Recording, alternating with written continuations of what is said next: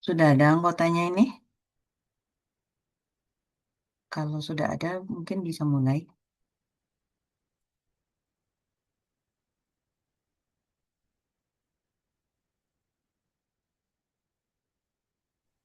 Baik Ibu, izin mulai presentasinya Ibu ya.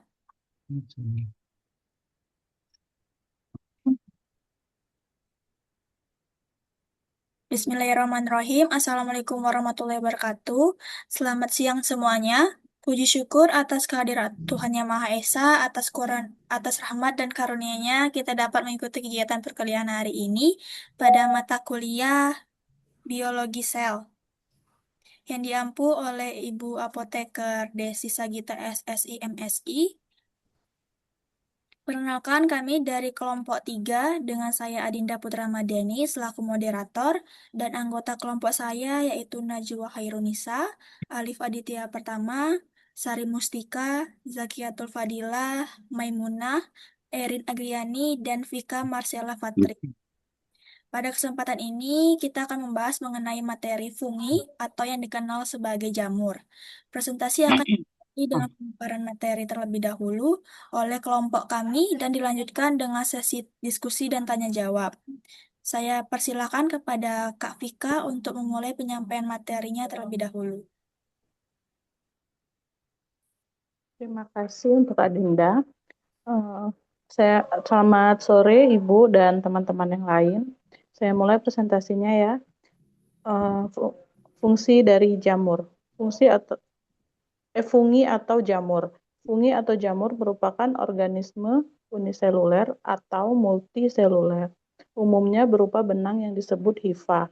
Hifa yang bercabang membentuk jalinan struktur disebut dinding miselium. Dinding sel mengandung kitin, eukariotin, tidak berklorofil. Berikut ada gambar dari fungi ya. Terus lanjut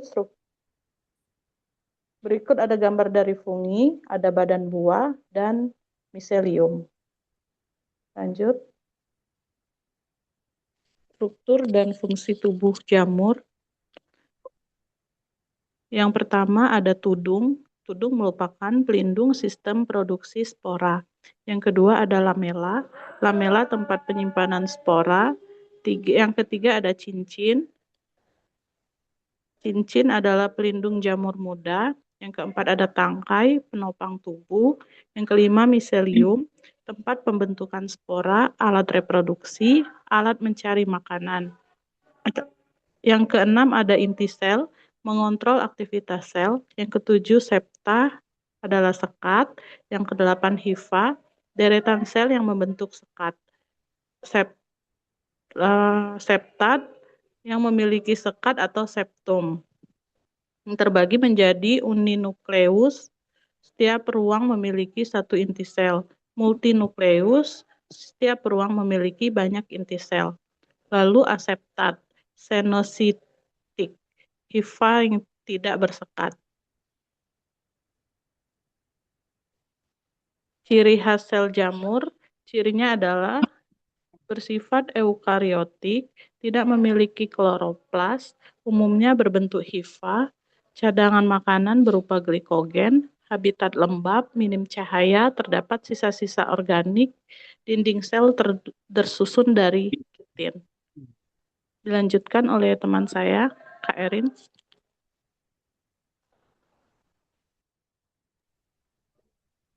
Lanjut, Sep. Ini organel sel jamur. Satu, bud atau tunas, tonjolan sel baru yang terbentuk saat reproduksi bertunas, ciri khas jamur atau ragi. Dua, Golgi. Golgi aparatus badan Golgi memodifikasi, mengemas dan menyalurkan protein ke bagian sel lain. Tiga, sel well atau dinding sel, lapisan terluar sel tersusun dari kitin berfungsi melindungi sel dan mempertahankan bentuk. Yang keempat, sel membran. Membran sel, lapisan di bawah dinding sel yang mengatur keluar masuknya zat. Yang kelima, ribosom, tempat pembentukan protein. Yang keenam, krip, citoplas atau sitoplasma, cairan sel tempat organel berada dan berlangsung reaksi metabolisme. Yang ketujuh, vakuole atau vakuola, menyimpan air, cadangan makanan, dan sisa metabolisme, menjaga tekanan osmotik. Yang kedelapan, vehikel atau vesikel, kantung kecil untuk transport zat di dalam sel. Yang kesembilan, septum, sekat pemisah antara sel induk dan tunas. Yang 10, peroksisome, berperan dalam reaksi oksidasi dan detoksifikasi zat berbahaya.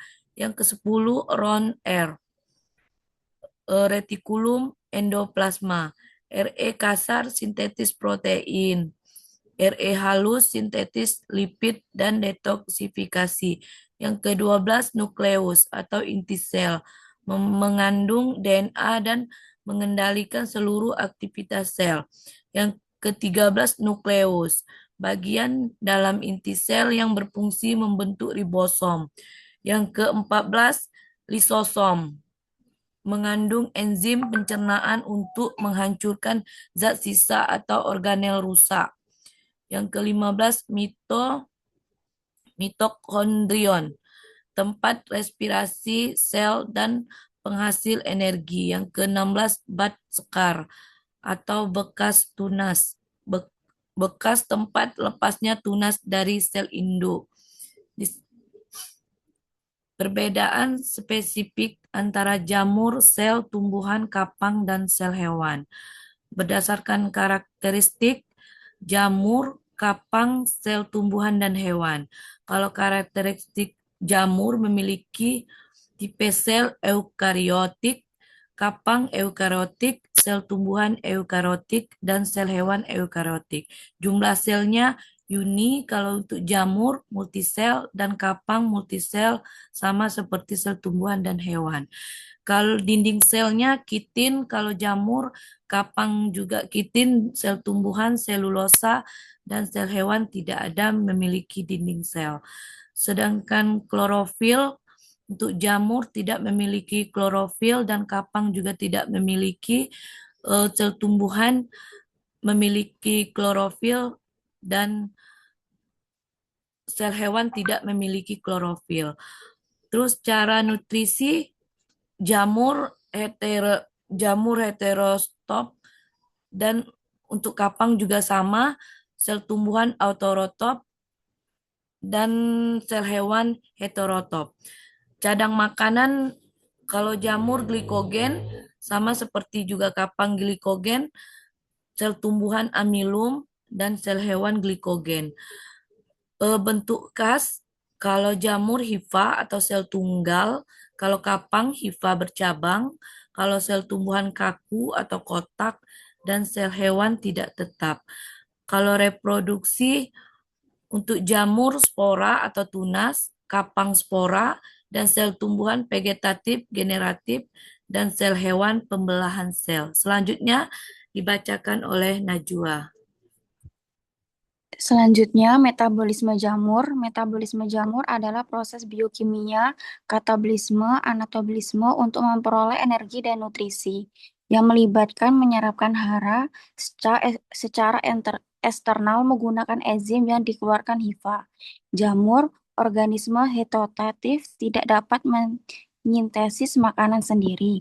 Jamur memperoleh makanan dengan absorpsi, mengsekresi enzim. Enzim menghancurkan makanan di luar tubuh jamur. Makanan terurai menjadi molekul nutrium. Molekul nutrium diserap oleh jamur. Cara hidup jamur, parasit. Jamur menyerap makanan dari organisme hidup lainnya seperti tumbuhan, hewan, atau bahkan jamur lainnya. Sari makanan akan diserap oleh jamur parasit dan akhirnya dapat menyebabkan kerusakan, bahkan kematian bagi organisme tersebut. Saporatif menguraikan organisme mati untuk serap bahan organiknya. mutualisme, jamur bersimbiosis dengan organisme lainnya. Contohnya dengan tanaman. Jamur bersisme pada organ akar tanaman tingkat tinggi dan membentuk mikoriza. Hubungan tersebut saling menguntungkan. Jamur akan mendapatkan makanannya, sedangkan tanaman yang ditumpanginya akan dapat menyerap air dan mineral dari tanah. Klasifikasi jamur. Mycosiptem cotina, jamur lendir. Mycomycotina merupakan jamur yang paling sederhana, mempunyai dua fase hidup, yaitu fase vegetatif, fase lendir yang dapat bergerak seperti amuba, disebut plasmodium.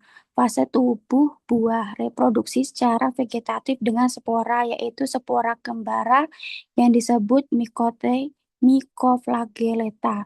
Contoh spesies Pisarum pleohalum. Tubuhan terdiri atas benang atau hifa, tidak berserat, bercabang-cabang dan mengandung banyak inti. Reproduksi vegetatif yang hidup di air dengan zoospora, yang hidup di darat dengan sporagium dan conidia. Generatif bersatunya gamet jantan dan betina membentuk oospora yang selanjutnya tumbuh menjadi individu baru. Contoh spesiesnya Saprolegina sp. hidup saporit pada bangkai ikan. Serangga darat mempunyai serangga air. Biothepora infestans, penyebab penyakit busuk pada kentang. Selanjutnya akan dibacakan oleh rekan saya, Kak Maimunah. Baiklah, masih melanjutkan tentang klasifikasi jamur, yaitu Zygomycotina. Tubuh multiseluler, habitat umumnya di darat, sapropit. Hifa tidak bersekat. Reproduksinya terdiri dari dua, yaitu vegetatif dengan spora, generatif dengan konjugasi hifa positif dan hifa negatif yang akan menghasilkan zigospora yang nantinya akan tumbuh menjadi individu baru. Contoh spesies, Mucor mucek, biasa hidup di kotoran ternak dan roti, Rhizopus oligosporus, jamur tempe. Kemudian Ascomycotina, yaitu tubuh yang uniseluler dan ada yang multiseluler. Ascomycotina multiseluler, hifanya bersekat dan berinti banyak. Hidupnya ada yang parasit, sapropit, ada yang bersimbiosis dengan ganggang membentuk lichenes atau lumut kara. Reproduksi secara vegetatif pada jamur uniseluler membentuk tunas, pada jamur multiseluler membentuk spora dari conidia. Sedangkan generatif membentuk ascus yang menghasilkan ascospora. Contoh Saccharomyces cerevisiae toragi. Yang kedua, Neurospora cytophilia atau jamur oncom. Berikutnya, Basidiomycotina. Ciri khasnya alat reproduksi generatifnya berupa basidium sebagai badan penghasil spora. Kebanyakan anggota spesies berukuran makroskopis. Contoh spesies Auricularia polytricha atau jamur kuping. Yang terakhir, Deuteromycotina. Deuteromycotina disebut juga fungi imperfect atau jamur tidak sempurna, dikarenakan belum diketahui dengan pasti cara pembiakan secara generatif. Contohnya, Epidermophyton floccusum, penyebab penyakit kaki atlet. Yang kedua, Trichophyton sp, penyebab penyakit kurap. Kemudian dilanjutkan oleh Syari.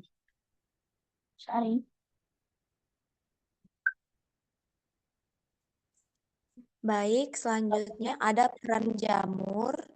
Yang pertama yaitu peran menguntungkan. Yang pertama yaitu jamur berperan sangat penting dalam siklus materi, terutama siklus karbon, yang berperan penting bagi kelangsungan hidup seluruh organisme. Yang kedua yaitu sebagai dekomposer, kedua kelompok tersebut dapat menguraikan sisa tumbuhan, bangkai hewan, dan bahan-bahan organik lainnya, dan hasil penguraiannya dikembalikan ke tanah sehingga dapat menyuburkan tanah. Yang ketiga, jamur saprofit bersama dengan protozoa dan bakteri sporofit merupakan organisme yang dapat menguraikan sampah. Yang keempat, berperan dalam industri fermentasi. tersebut adalah jamur, terutama dari kelompok ragi. Contohnya, hasil fermentasi adalah bir, roti, asam sitrat. Kemudian yang kelima berperan dalam industri antibiotik, yaitu antibiotik dihasilkan oleh fungi Penicillium notatum. Yang keenam, dapat sebagai bahan baku sumber makanan ya baru yaitu protein sel tunggal. Yang ketujuh, sebagai sumber makanan bagi manusia. Contohnya Agathicus campestris. Kemudian ada peran merugikan. Yang pertama dapat menurunkan kualitas maupun kuantitas makanan maupun bahan-bahan lain yang berperan penting bagi manusia. Yang kedua, jamur itu dapat menyerang bahan-bahan lain yang bernilai ekonomi seperti kulit, kayu, tekstil, dan bahan-bahan baku pabrik lainnya. Yang ketiga, fungi dapat berperan sebagai agen penyebab penyakit. Fungi pada umumnya itu lebih sering menyebabkan penyakit pada tumbuhan dibanding pada hewan atau manusia. Yang keempat, fungi dapat menghasilkan racun. Racun yang dihasilkan oleh beberapa fungi seperti Amanita pallicides yang dapat menyebabkan manusia seperti penyakit kronis seperti kanker dan juga dapat menyebabkan kematian.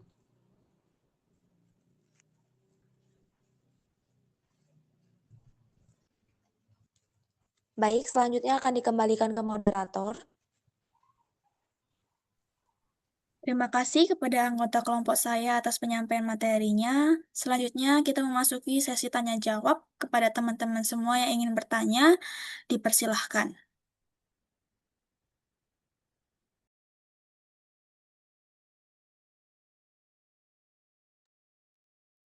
Untuk kelompok 2, 3, dan 4, 1, 2, dan 4, dipersilakan untuk bertanya.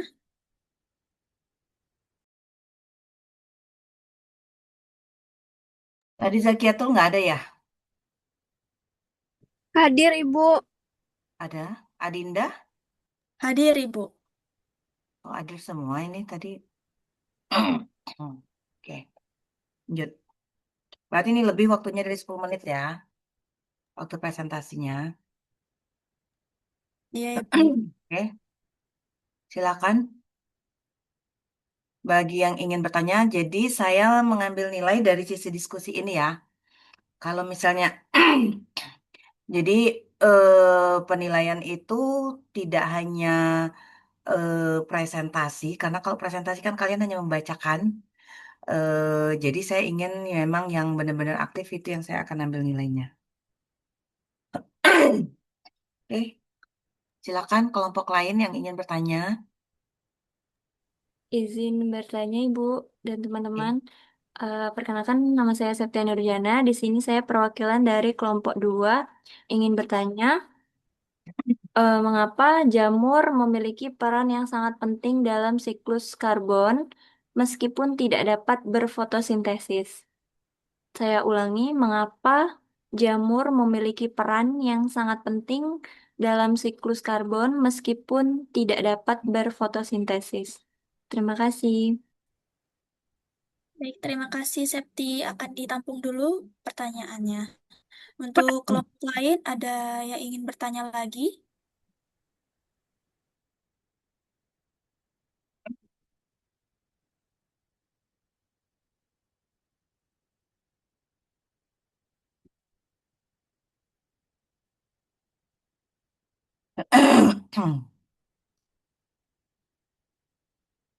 Oke, yang lain?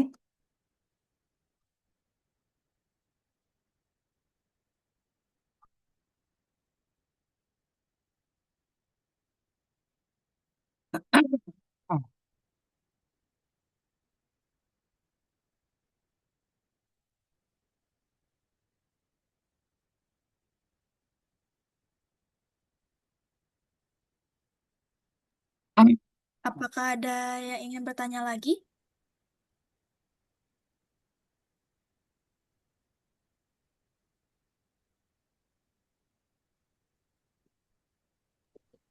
Izin bertanya, Boleh? nomor 3. Perkenalkan, nama saya Dian Nita. Saya dari kelompok 2, dari kelompok 1. Izin bertanya, mengapa jamur lebih sering menyebabkan penyakit pada tumbuhan dibandingkan pada hewan atau manusia? Terima kasih.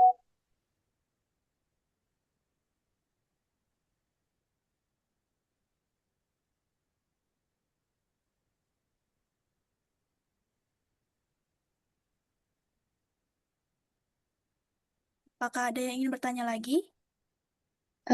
Izin bertanya, Boleh, dipersilahkan. izin memperkenalkan diri, saya Sera Aurelina Bella dari kelompok 4.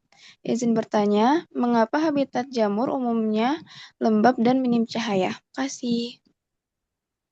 Terima kasih atas pertanyaannya.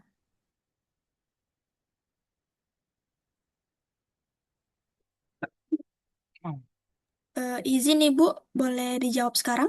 Oke, silakan. Kepada Alif Aditya, dipersilakan untuk menjawab pertanyaan dari Septiani. Baiklah, saya Alif Aditya Pratama akan menjawab pertanyaan dari Septiani Nurjana dari perwakilan kelompok 2. Yang pertanyaannya, mengapa jamur memiliki peran yang sangat penting dalam siklus karbon meskipun tidak dapat berfotosintesis? Jawabannya, walaupun jamur tidak memiliki dan tidak dapat melakukan fotosintesis seperti tumbuhan, jamur memiliki peran krusial dalam siklus karbon sebagai dekomposer. Jamur memperoleh nutrisi secara heterotrop dengan cara mengeluarkan enzim pencernaan ke lingkungan melalui HIPA. Enzim tersebut menguraikan bahan organik kompleks seperti selulosa, lignin, dan protein menjadi molekul yang lebih sederhana. Hasil penguraian tersebut kemudian diserap oleh jamur sebagai bahan sumber energi dan nutrisi. Proses ini menyebabkan karbon yang tersimpan dalam organisme mati kembali dilepaskan ke tanah dan atmosfer dalam bentuk senyawa sederhana. Tanpa keberadaan jamur sebagai pengurai, sisa makhluk hidup akan menumpuk dan siklus materi di alam akan terganggu. Oleh karena itu, walaupun bukan produsen, jamur tetap memiliki peran vital dalam menjaga keseimbangan ekosistem. Baik, Sebentar.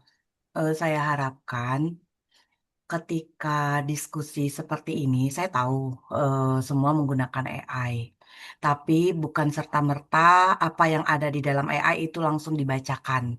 Karena jadi harus bisa menyimpulkan, kan yang ditanyakan tadi dalam siklus karbon kan. Mengapa jamur berperan dalam siklus karbon meskipun tidak dalam berfotosintesis. Jadi tidak perlu sepanjang lebar, bahkan jadi terlalu melebar.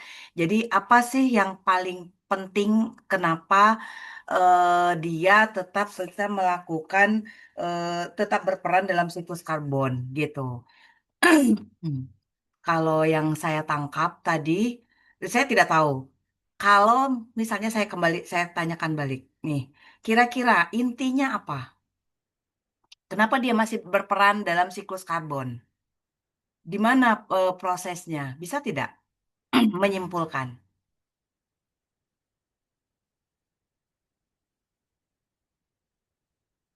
Bisa tidak? Kalau dari jawaban yang tadi. Kalau tadi kan itu jawaban AI ya, saya tahu. Pasti itu jawaban AI. Dan tinggal dibacakan. Saya inginnya itu kalian bisa menangkap. Jadi apa yang ditanyakan, kemudian ya udah tinggal jawab.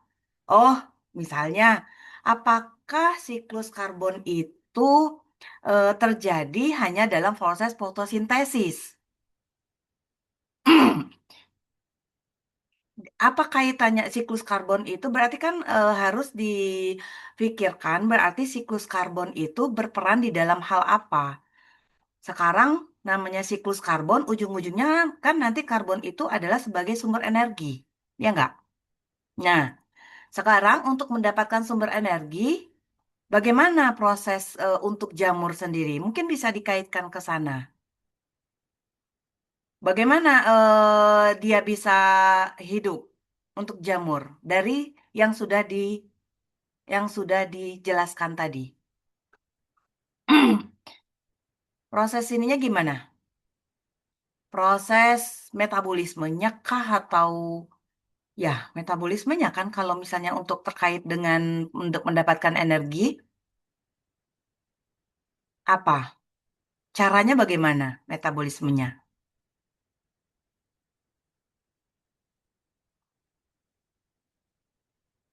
Coba lihat, tadi saya lihat di dalam itu, dalam tabel.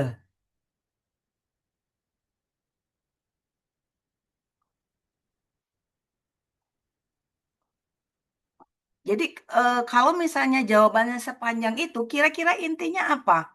Dari jawaban atas pertanyaan Septiani ini tadi. Apa kira-kira?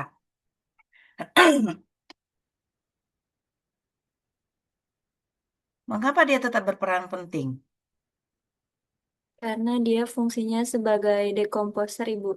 Hmm, Hancurkan sisa-sisa. menghancurkan sisa-sisa makanan.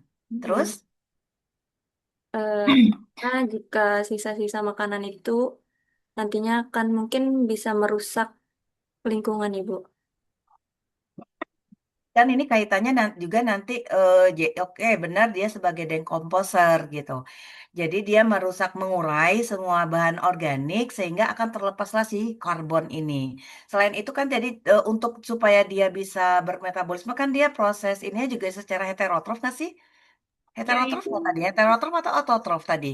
Heterotrof, Ibu. Ibu. Nah, heterotrof kan itu juga berasal dari makanan sehingga dia dari situ dia nanti melepaskan karbon. Cukup sampai di situ.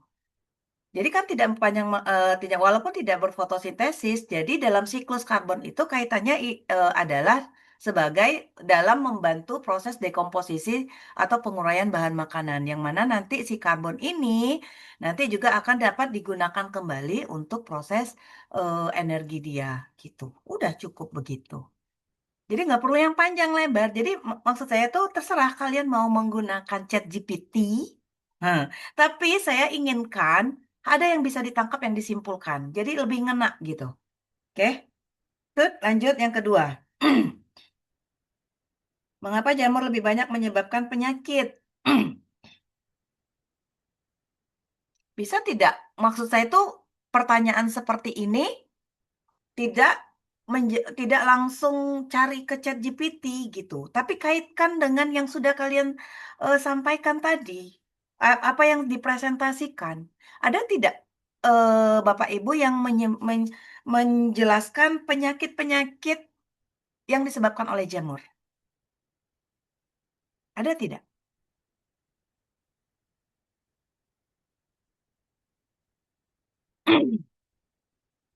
Ada nggak tadi? Lah yang presentasi gimana? Ada tidak menyebutkan tentang penyakit?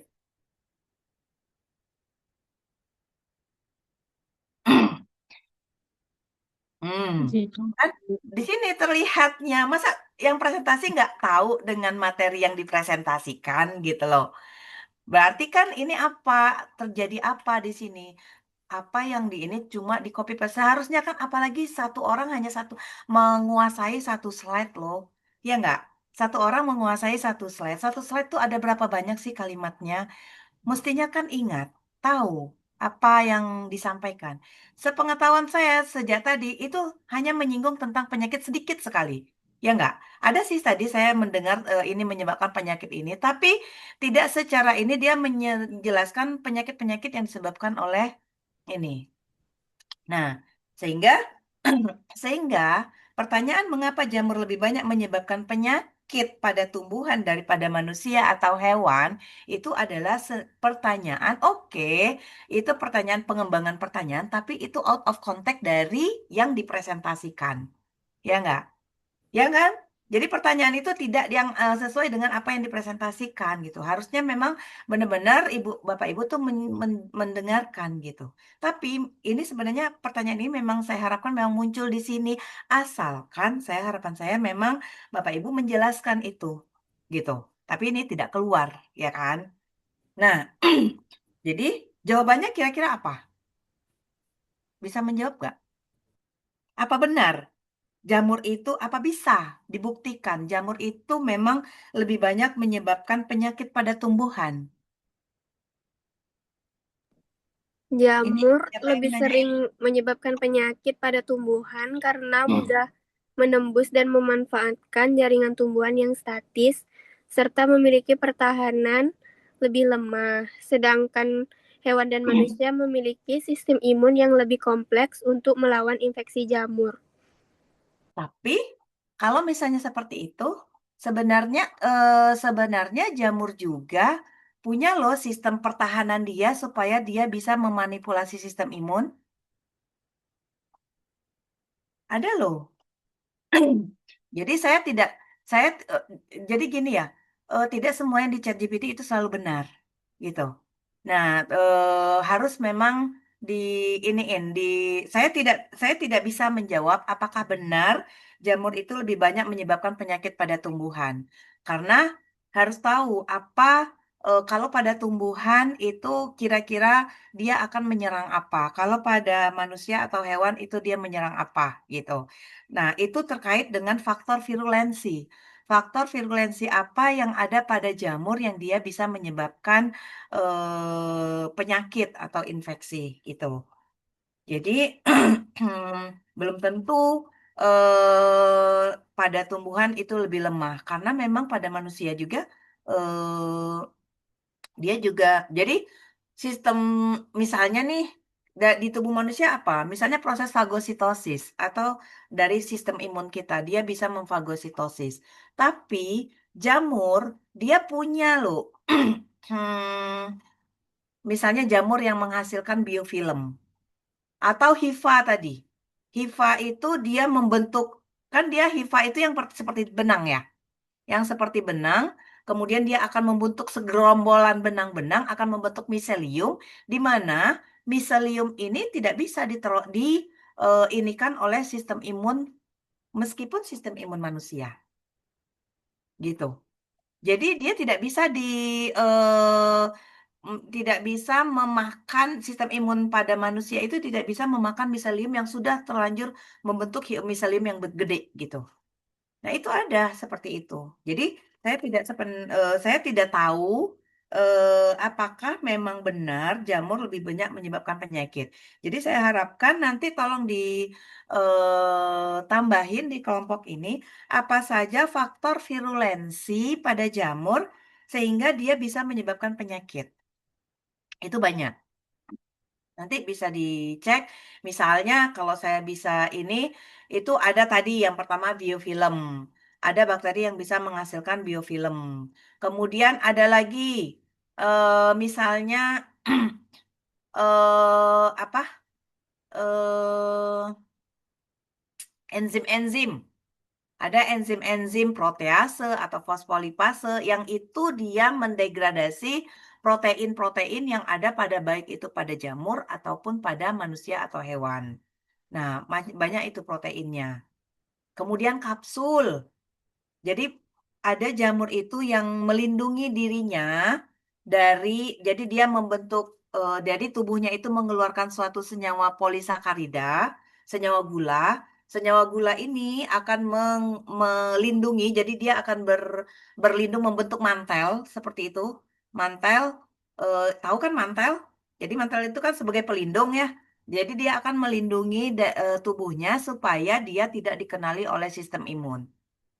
Jadi supaya ketika dia menginfeksi, sistem imun kita tidak kenal karena itu ada si kapsul tadi, sehingga karena dia bisa mengelabui sistem imun, akhirnya dia bisa masuk ke dalam tubuh. Nah, kemudian apa lagi? Misalnya ini kan si kitinnya tadi, kan kitin itu senyawa penyusun apa kitin? Kitin. Kitin itu apa? Kitin apa? Senyawa apa? Di mana kitin? Jamur, Ibu. Iya, di mana adanya kitin? Penyusun apa? Senyawa penyusun apa itu kitin? Dinding sel, Ibu.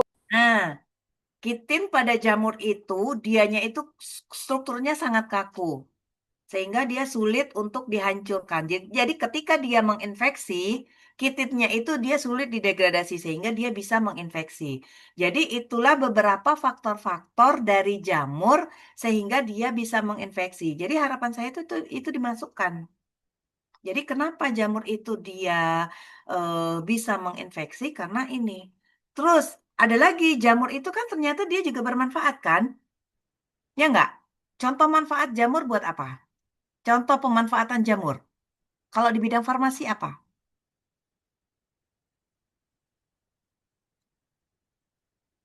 Apa jamur di bidang farmasi? Untuk antibiotik, Ibu, Nah, apa antibiotiknya? penisilin. Penisilin. Ya kan? Nah, tidak keluar di sini tadi jamur yang berfungsi di bidang farmasi. Ada, Ibu, di peran menguntungkan, Ibu. Iya, tapi maksud saya tuh di peran penguntungkan apanya dari si penisilin dari dari eh, penisilin itu apa kerjanya? Gimana penisilin itu bekerja? Kenapa dia bisa digunakan sebagai antibiotik?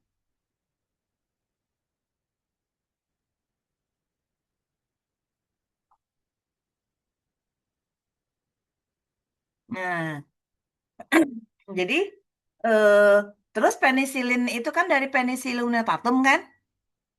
Ya nggak? Kira-kira kalau penicillium kan dari jamurnya Penicillium notatum.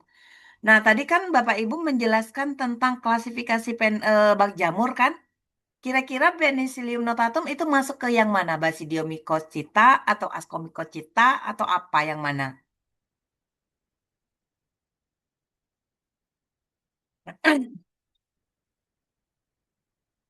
Nggak ada kan? Justru tadi dalam pengelompokan itu tidak menjelaskan Penicillium notatum, tapi di akhir ada menyebutkan Penicillium notatum. Sementara itu masuk ke kriteria yang mana tidak ada terlihat di ini. Gitu. Ya. Jadi itu nanti tolong ditambahkan detailnya jamur-jamur yang berperan di bidang farmasi. Jadi dia misalnya contohnya Penicillium notatum, dia menghasilkan penisilin. Penisilin itu bagaimana dia bisa sebagai antibiotik? Misalnya mekanisme kerjanya dia dapat memutus ikatan pada peptida pada peptidoglikan. Itu enggak sih? Coba dicek lagi. Dia tuh peranannya dia memutus di dinding bakteri, dinding sel bakteri di peptidoglikan. Makanya bisa diisolasi si penisilin ini digunakan sebagai antibiotik gitu. Kemudian tadi pertanyaan dari siapa Syara ya. Nah, habitat jamur lembab dan minim cahaya. Ayo, silakan. Kenapa? Baik, saya izin menjawab pertanyaan dari Sierra. Pertanyaannya yaitu habitat jamur itu umumnya lembab dan minim cahaya. Jamur itu kan tidak memiliki klorofil, sehingga tidak memerlukan cahaya untuk proses fotosintesis.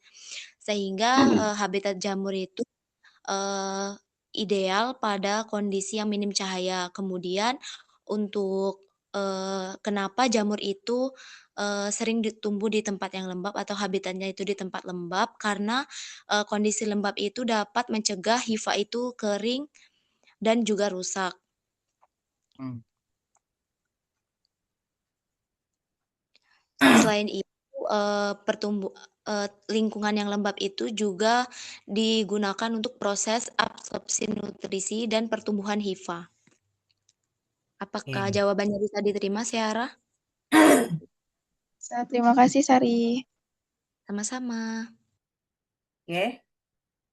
Eh, sudah selesai. Nanti tolong ditambahkan aja ya. Oke, silakan ditutup. Sekarang tutup. Baik, Ibu, terima kasih atas masukannya. Eh, Terima kasih atas partisipasi dalam presentasi hari ini. Semoga materi biologi sel yang telah disampaikan dari kelompok kami mengenai jamur atau fungi bisa diterima. Saya selaku moderator, mohon maaf apabila ada kekurangan. Saya akhiri. Assalamualaikum warahmatullahi wabarakatuh. Waalaikumsalam. Sekarang kelompok 2.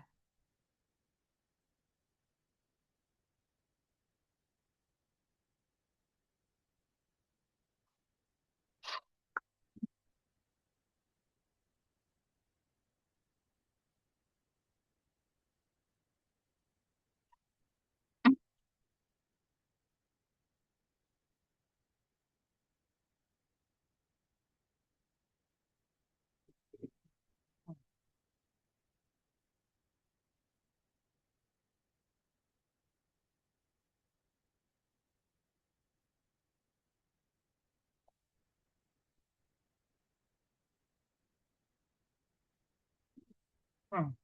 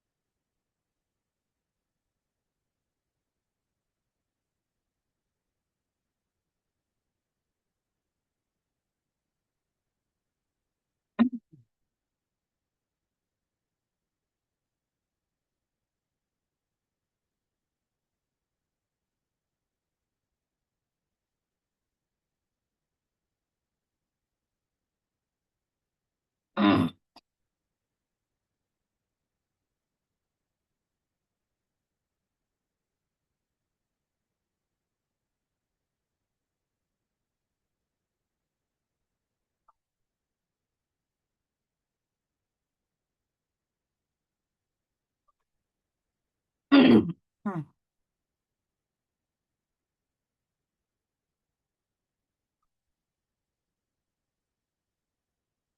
Ada kelompok 2? Ada Ibu, sebentar Ibu. Oke.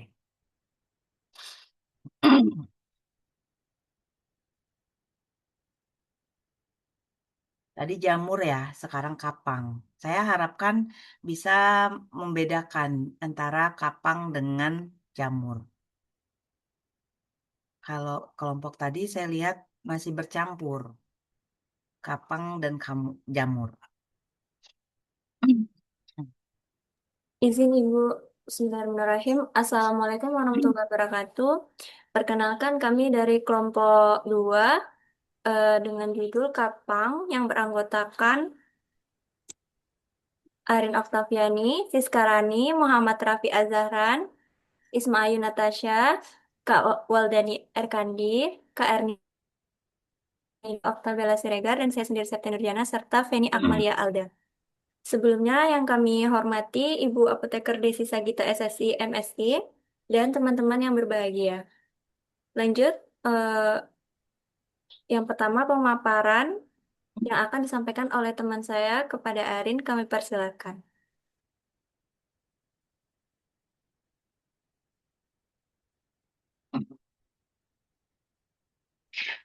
Kapang. Jamur yang berbentuk filamen disebut kapang. Kapang adalah mikroba yang tergolong dalam fungsi memiliki lebih dari satu sel berupa benang-benang halus yang disebut hifa. Kumpulan hifa disebut miselium dan berkembang biak dengan spora.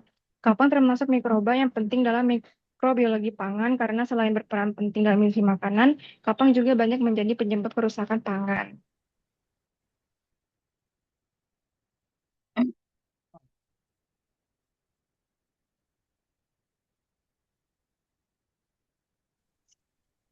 Baik, selanjutnya ada struktur. Yang pertama ada Sporangiospores yang merupakan spora yang berfungsi.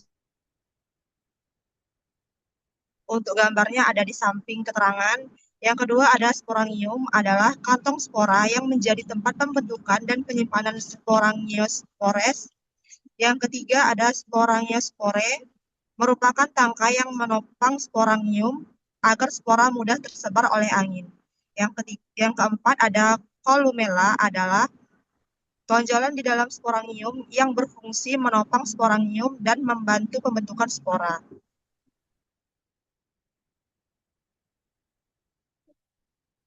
Polarete merupakan sisa dinding sporangium yang menandakan sporangium telah matang dan pecah.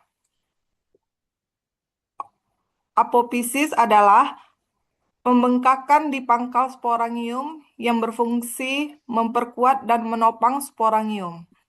Stolon merupakan hifa mendator yang berfungsi memperluas koloni dan menjadi tempat tumbuh sporangiopore baru. Rhizoids adalah hifa menyerupai akar yang berfungsi menyerap nutrisi dan menambatkan.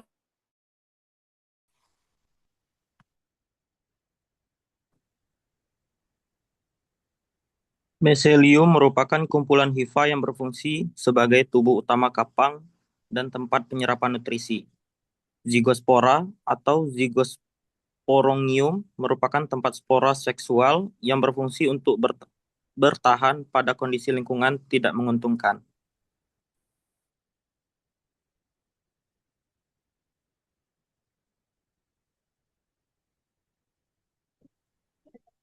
Organel sel, bagian atas, hifa atau sel vegetatif.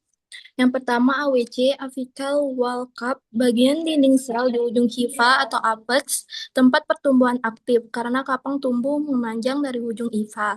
Yang kedua G atau Golgi apparatus atau badan Golgi, berfungsi dalam modifikasi dan sekresi protein serta komponen dinding sel.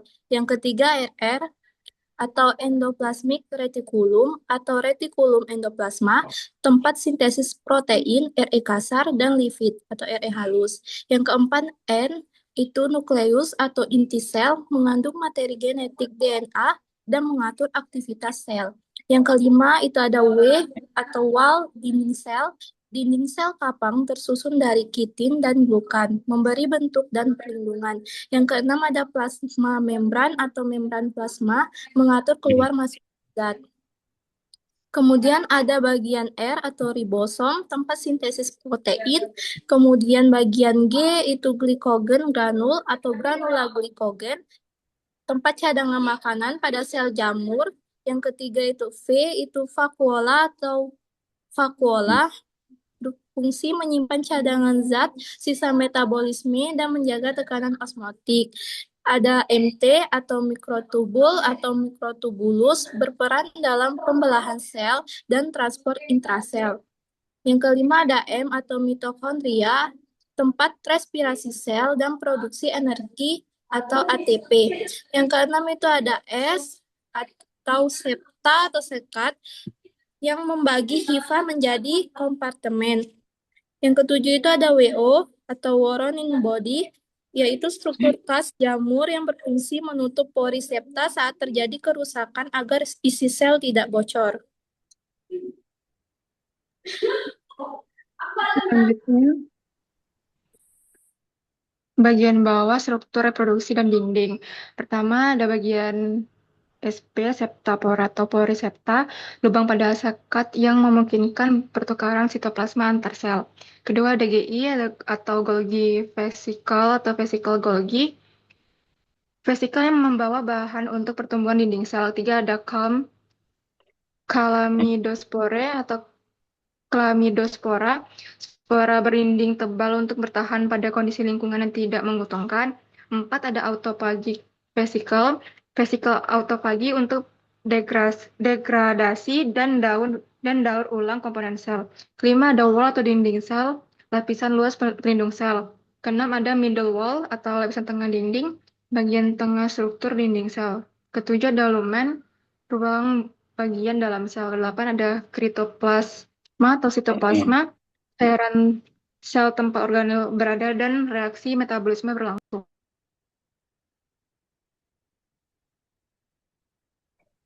Ciri fase yang pertama ada dinding sel terdiri dari kitin, bukan selulosa seperti tumbuhan membuat sel kuat dan kaku. Yang kedua, tidak memiliki kolostrum, maka tidak dapat melakukan fotosintesis, jadi bersifat heterotrof.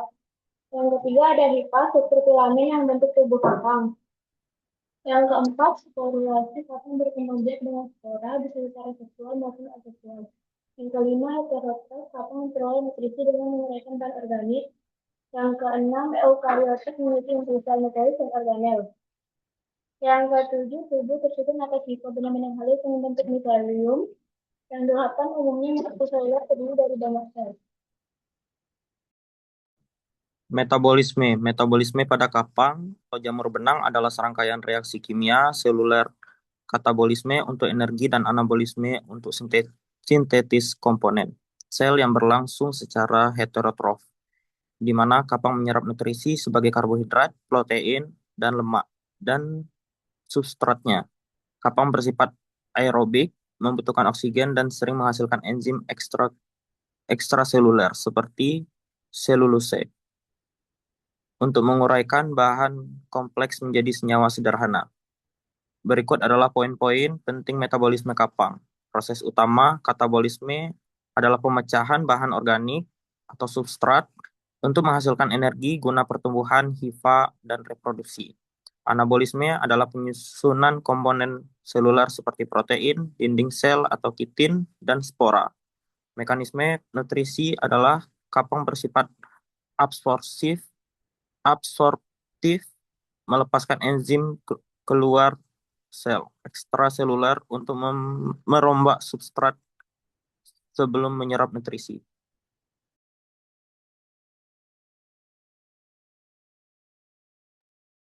Produk metabolisme, pertama metabolit primer, terdiri dari asam organik, enzim, dan vitamin yang diperlukan untuk pertumbuhan. Kedua, ada metabolit sekunder, terdiri dari adalah senyawa seperti antibiotik, misalnya penisilin atau mikotoksin. Misalnya aflatoksin dari Aspergillus sp, yang dihasilkan terutama pada fase pertumbuhan lambat. Faktor pertumbuhan, kapang tumbuh dengan membentuk hifa dan miselia pada suhu, kelembapan, dan nutrisi yang sesuai. Kapang berperan penting dalam penguraian bahan organik, fermentasi makanan, namun beberapa jenis juga merusak makanan. Baik, mungkin itu saja yang dapat kami sampaikan. Selanjutnya yaitu sesi diskusi atau tanya jawab. Kepada teman-teman kami persilahkan.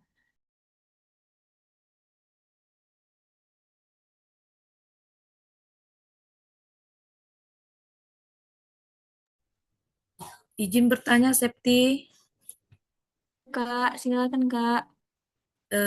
Nama saya Erin Agriani, saya perwakilan dari kelompok 3 mau bertanya, mengapa tadi saya dengar tadi dinding sel kapang tersusun dari kitin bukan dari selulosa seperti tumbuhan.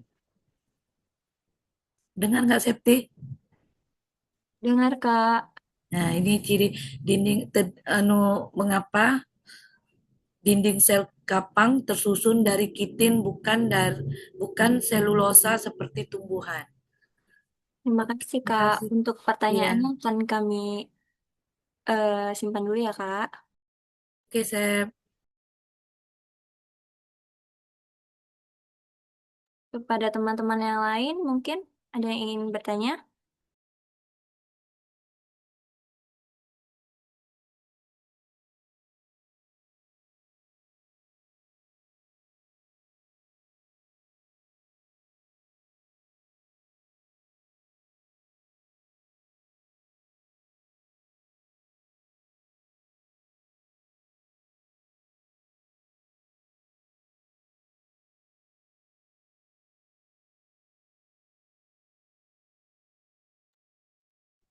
Oke, saya mau tanya nih. Kira-kira antara yang dijelaskan kapang ini dengan yang jamur tadi, bedanya di mana?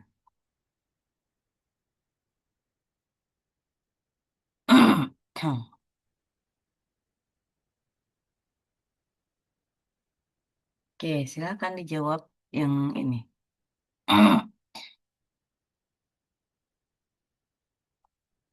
Kalau nggak ada yang bertanya, mungkin bisa langsung jawab aja gitu.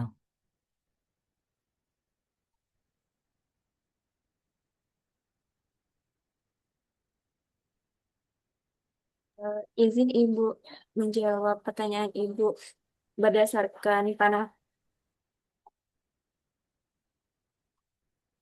Maaf ya Ibu, lagi banyak anak-anak Ibu. Eh, Perbedaan dari jamur dan kapang ini mungkin lebih ke lingkungan di mana mereka tumbuh Ibu. Kalau jamur kan dia tempatnya lembab. Kalau kapang itu dari yang saya baca itu dia tempatnya itu bisa di mana saja Ibu. Seperti di kayak besi, terus itu di roti gitu Bu. Boleh izin Yang lebih menambahkan, Ibu? menonjol apa? Boleh izin Jamur menambahkan, sama. Ibu? Hmm. Kalau jamur itu dia yang makroskopisnya, kalau yang kapang itu dia yang mikroskopiknya, Ibu. Jadi kalau jamur itu tuh kayak yang jamur kita makan, itu jamur tuh. Jamur yang secara kita bisa lihat secara kasat mata, ya. Jamur jamur tiram ya. Jamur kuping, jamur pokoknya jamur merang, jamur apa lagi? Yang yang jamur yang tumbuh di kayu-kayu. Nah, itu tuh jamur gitu. Nah, ada lagi yang dia mikroskopis. Jadi dia tidak terlihat, dia tidak bisa terlihat dengan ini, dengan mata telanjang. Contohnya di mana? Jamur yang sering di sini di kuku, ya kan? Jamur yang sering menginfeksi di kuku itu, jamur yang sering di sela-sela lipatan-lipatan ini, itu kan jamur tuh, gitu. Nah, yang kalau misalnya yang menyebabkan penyakit gitu. Nah, apakah bed, apakah untuk komponen penyusunnya sama atau beda? Jamur yang secara makroskopis dengan yang ini. Dia walaupun itu kan dari segi ukuran, ya, dari segi ukuran jamur yang tadi dengan kapang, ya, satu yang makro berarti yang terlihat yang besar ukurannya, yang satu kapang mikro artinya kecil gitu. Tapi untuk penyusun selnya sama tidak? Apakah dia sama-sama multiseluler atau dia uniseluler? Kalau jamur yang tadi. Kalau yang lah tadi kan kayak saya rasa tuh nggak perlu di chat GPT kali ya. Tadi kan sudah jelas, sudah ini. Jamur kelompok tadi dia multiseluler atau uniseluler? Yang tadi kelompok kelompok 3,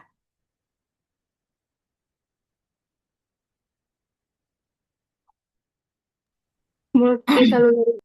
multi kan? Kenapa saya bisa ini? Kan tadi ada tadi menjelaskan tentang badan Golgi, tentang ribosom, tentang retikulum endoplasma, lisosom dan sebagainya. Sekarang yang kapang multi atau uni? Kapang juga multi, Ibu. Kapang juga multi. Jadi secara kebagian antara jamur yang tadi disebutkan dengan yang di sini itu sama, sama, sama eh, sama-sama punya badan Golgi, fungsinya juga sama. Sama-sama punya retikulum endoplasma, vesikel, vakuola segala macam gitu. Sama antara yang besar tadi sama yang jamur tadi sama yang kapang ini, ya. Jadi bedanya sebenarnya antara jamur dengan yang kapang ini, satu secara makroskopis, yang kedua adalah secara mikroskopis. Tapi kap jamur mestinya tadi tuh menjelaskan jamur itu sebenarnya itu adalah kelompok besar.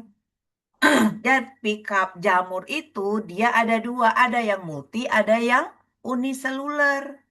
Kalau yang multiseluler disebut dengan kapang, kalau yang uniseluler itu adalah hamir. Ya enggak? Ada enggak tadi kelompok jamur menjelaskan tentang hamir? Yang tentang uniseluler? Nggak ada kan? Nggak ada, Ibu. Nah, harusnya itu yang dijelaskan. Jadi, dia itu secara garis besar, jamur itu nama secara garis besarnya. Jadi dia ada dua, ada kapang, ada kamir. Nah, berbeda nanti antara yang kamir dengan yang kapang. Jadi sebenarnya antara jamur kapang yang di sini dengan yang jamur yang tadi dijelaskan, kebetulan yang dijelaskan di kelompok ini, itu sama. Hanya saja ininya saja. Hanya saja apa dari segi ukuran saja itu. Terus oke itu ya ini sayang mestinya tuh tadi juga menjelaskan tentang kamirnya yang di bagian jamur. Jadi dia jelasin secara garis besar jamur itu seperti apa. Tapi itu yang tidak terlihat gitu. Oke, selanjutnya tadi pertanyaan Bu Erin, kenapa pada kapang penyusun dindingnya kitin? Di jamur penyusunnya kitin nggak? Di jamur. Tadi pertanyaan saya apa? Waktu waktu kas kelompok yang pertama, ketika saya menjelaskan tentang faktor virulensi. Iya, kitin, Bu. Kitin kan saya menjelaskan kitin ya. Sama, tadi di itu juga kitin. Di kamir juga kitin. Ininya, penyusunnya. Jadi penyusun dinding sel jamur, kapang ataupun kamir itu adalah kitin.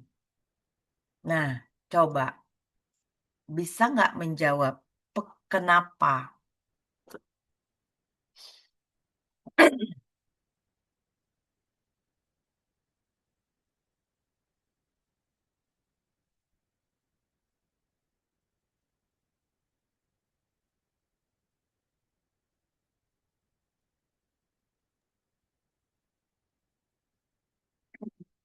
Ayo kelompok dua.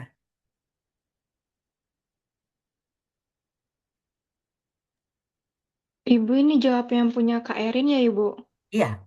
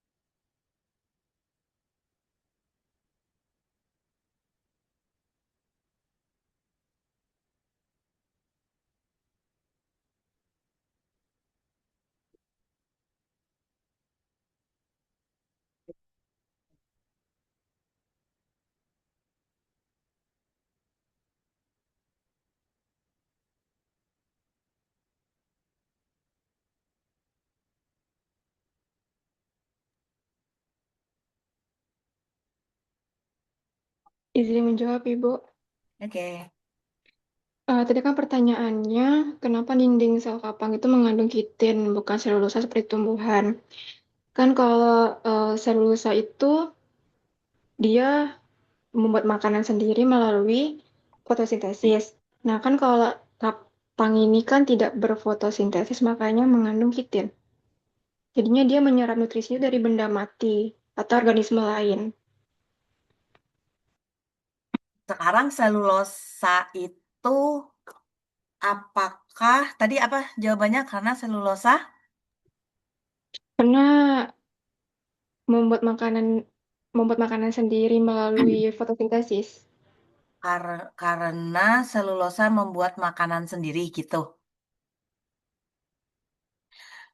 Begitu? Tumbuhannya Karena tumbuh, tumbuhan membuat tumbuh, makanan sendiri, ya, tapi tumbuh memakan selulosa sendiri. itu apa?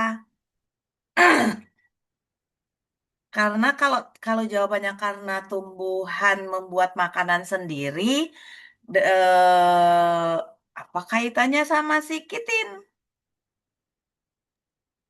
Kalau selulosa itu sama-sama senyawa ya. Ya, selulosa itu kan senyawa polisakarida, ya. Jadi nggak ada senyawa, senyawa mah tidak bisa membuat ini. Kalau bisa dia bisa membuat makanan atau memfotosintesis itu yang kan istilahnya heterotrof, autotrof gitu. Nah, sekarang kitin. Kenapa kitin ada pada penyusun dinding tumbuhan? Saya juga nggak bisa jawab, maaf ya Bu. Itu sama seperti kita bertanya, kenapa saya dilahirkan wanita? Gitu loh Bu.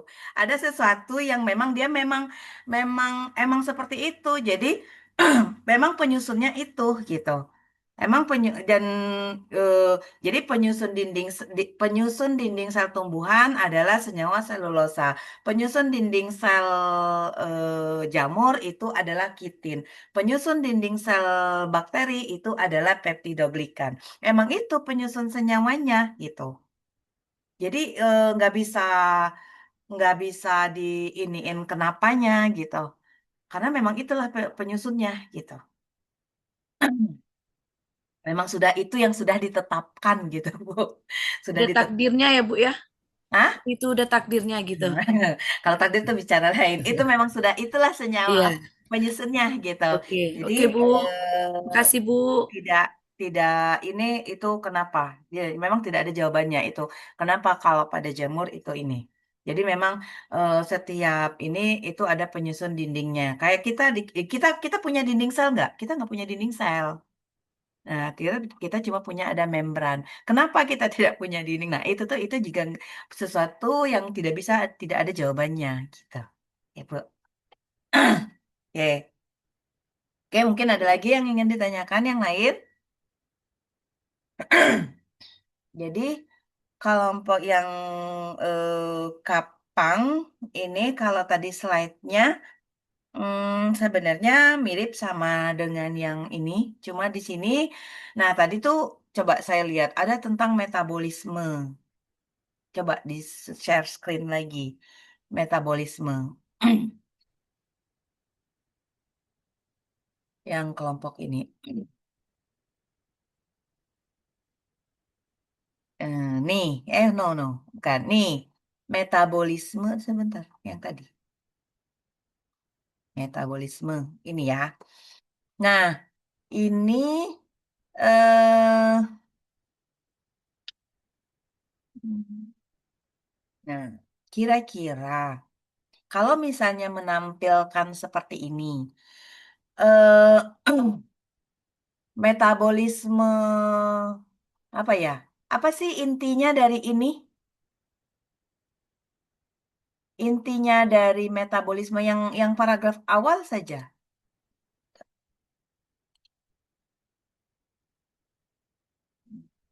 Nggak bisa.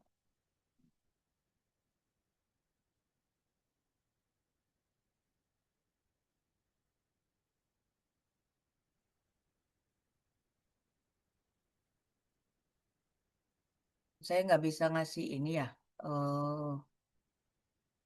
menyoret-nyoret ya. Izin Ibu untuk di sini ada disebutkan katabolisme dan anabolisme. Untuk katabolisme ini disebutkan sebagai untuk energi dan anabolisme itu sebagai untuk dia memfotosintesis Ibu. Sekarang, apakah hanya untuk organisme lain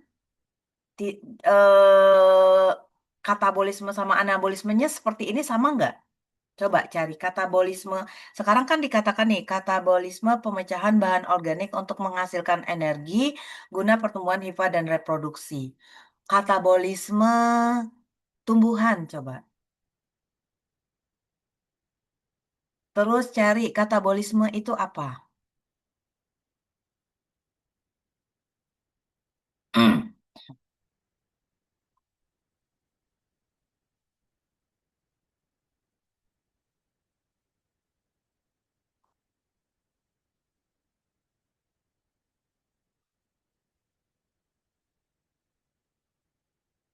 Terus pada bagian bawah tuh berikut adalah poin penting dalam metabolisme kapang. Terus ada proses utama. katabolisme, pemecahan bahan organik untuk menghasilkan energi guna pertumbuhan hifa dan reproduksi. Hmm, mana yang mau ditonjolkan di sini? Poin pentingnya apa? Proses utamanya apa? Karena itu yang ada, saya nggak tahu. Karena kan berikut adalah poin-poin penting metabolisme kapang, titik dua, terus proses utama titik dua. Ya, nah itu mau menjelaskan yang mana? Untuk katabolisme, anabolisme penyusunan komponen seluler seperti protein, dinding sel, dan spora. Nah, itu itu menjelaskan poin pentingnya apa, proses utamanya apa. Jadi tidak saya tidak paham maksudnya di sini apa. Sama dengan kalimat di atasnya katabolisme untuk energi dan anabolisme untuk sintesis komponen sel. Sekarang kalau kalian cari katabolisme itu apa sih? Metabolisme itu pemecahan bahan organik atau substrat ibu seperti karbohidrat, protein, dan lemak untuk menghasilkan energi yang diperlukan untuk Oke. hifa dan reproduksi tersebut. Nah, bentar. Pemecahan bahan organik untuk menghasilkan energi. Itu adalah definisi katabolisme secara umum. Ya, jadi namanya katabolisme itu sebenarnya adalah penguraian. Anabolisme itu pembentukan atau sintesis. Katabolisme penguraian, apa yang diuraikan senyawa yang besar menjadi kecil-kecil. Karbohidrat menjadi nantinya CO2 dan H2O gitu. Dan ATP untuk menghasilkan energi. Kalau anabolisme itu pembentukan dari yang kecil dibentuk menjadi yang besar. Kalau pada tumbuhan misalnya CO2 tambah H2O akan menghasilkan gula, misalnya gitu. Jadi senyawa yang kecil-kecil menjadi yang besar. Itu adalah definisi secara umum. Nah, dalam hal ini mestinya katabolisme gimana sih katabolisme untuk jamur? Ya nggak? Paham nggak maksudnya? Karena kan kalau ini yang definisi ini pemecahan bahan organik untuk menghasilkan energi, itu ya semua. Nggak hanya jamur. Tumbuhan juga sama, pemecahan bahan organik untuk menghasilkan energi. Hewan juga begitu, kita juga begitu. Pemecahan bahan organik untuk menghasilkan energi. Tapi mestinya di sini, di slide ini harus menjelaskan bagaimana sih proses katabolisme jamur, apa yang dia pecah bahan organik yang mana, gitu. Apa bahan organiknya, kemudian menjadi apa? Kan misalnya tadi yang dekomposer menguraikan itu kan dekomposer misalnya gitu. Nah, mungkin bisa dijelaskan tuh misalnya pada proses dekomposisi bahan-bahan. Apa yang dipecahkan? Kan dekomposer itu menguraikan. Nah, itu kemudian dia menjadi senyawa kecil-kecil. Nah, senyawa yang kecil-kecil itu nanti akan membentuk apa? Bagaimana dia bisa nanti membentuk hifa?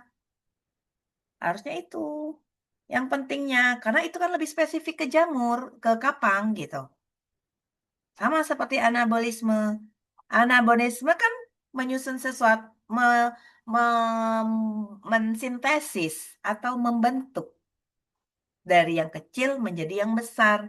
Di sini dikatakan menyusun komponen seluler protein, dinding sel, dan spora. Nah, gimana? Gimana proses anabolismenya? Untuk yang protein misalnya di sini kalau misalnya ini. Jadi maksud saya tuh harus jelas gitu. Spesifiknya untuk kapang itu seperti apa. Jangan ya itu jangan copy paste dari ChatGPT gitu. Jadi mesti dieksplor lagi lah gitunya ininya ya. Jadi tolong ini ditambahkan karena ini menyampilkan ini. Saya mau gimana katabolisme sama anabolisme spesifik dari kapang ini. Tolong ditambahkan di slide-nya. Jadi bukan ini ya. Baik, Ini Ibu. terus tolong ditambahin juga kapang yang itu yang bermanfaat di bidang farmasi. Kapangnya apa gitu. yang sudah dimanfaatkan di bidang farmasi. Oke, silakan ditutup. Kita masuk ke kelompok tumbuhan. Tapi untuk kelompok tumbuhan, kita break dulu ya sholat. Karena 4:30 nih. Break 10 menit, bisa? Bisa, Ya. Bu. Oke, silakan tutup. Baik, terima kasih kepada Ibu dan teman-teman yang sudah bertanya, dan terima kasih kepada Ibu telah memberikan materi, membantu menjawab pertanyaan dari teman-teman.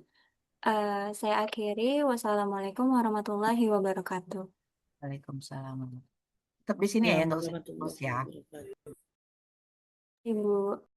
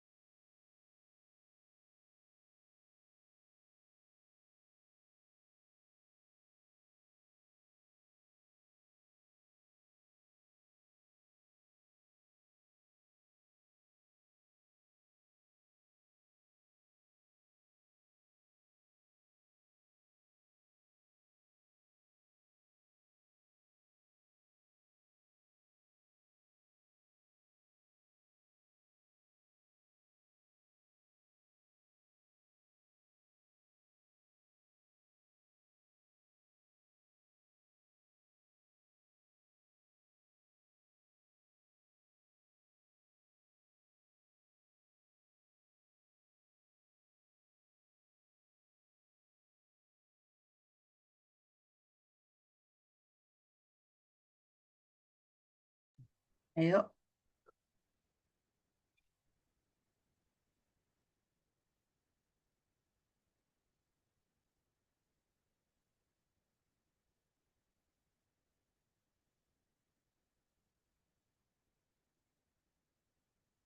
Lanjut kelompok selanjutnya. Ini absensinya belum ya, yang jam 4.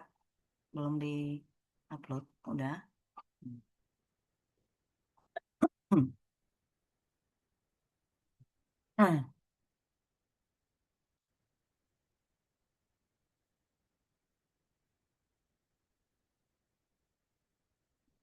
Hmm. Ibu, izin Ibu ini langsung share PPT-nya ya Ibu. Iya.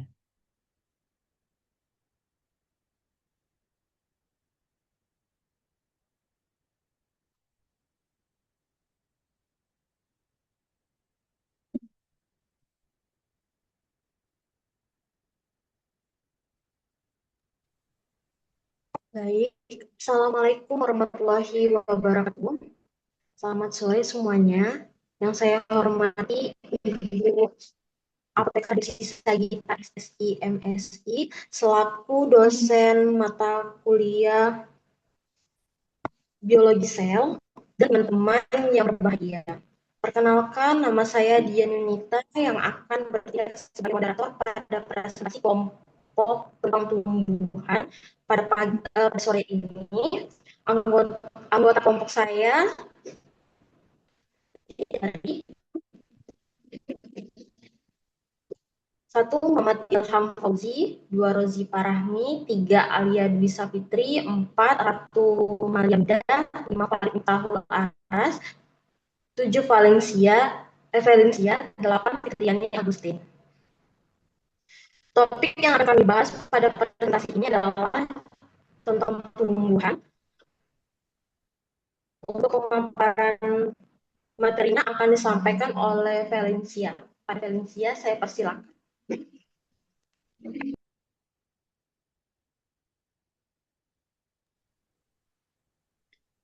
Definisi tumbuhan. Tumbuhan umumnya memiliki dinding sel kaku, berbahan selulosa, tidak berpindah tempat, dan berperan vital sebagai produsen oksigen, serta dasar rantai makanan dalam ekosistem darat maupun air.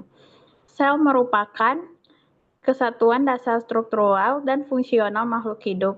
Mengapa sel disebut sebagai unit terkecil MH? Karena sebagai kesatuan struktural berarti makhluk hidup terdiri atas sel-sel. Makhluk hidup yang terdiri atas satu sel disebut makhluk hidup bersel tunggal. Uniseluler sama dengan monoseluler, dan makhluk hidup yang berdiri dari banyak sel disebut makhluk hidup multiseluler.